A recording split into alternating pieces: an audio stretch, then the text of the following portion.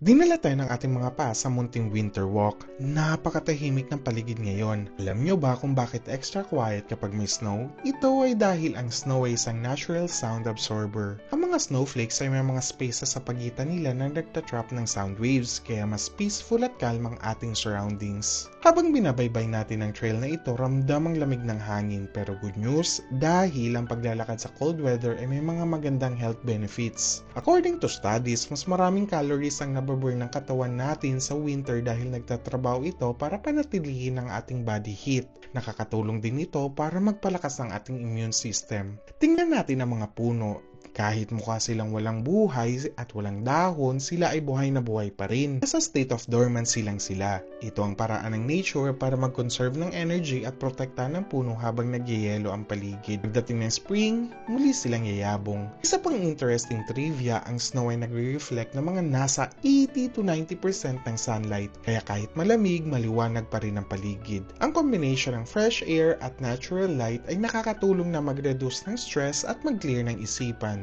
Tinatawag itong nature therapy. Sa simpleng paglalakad na ito, hindi lang tayo naka-exercise. Natuto pa tayo ng mga ilang facts tungkol sa nature. Sana ay nag-enjoy kayo sa ating peaceful strolling. Well, that's it for today's vlog. A simple like is appreciated. Gracias!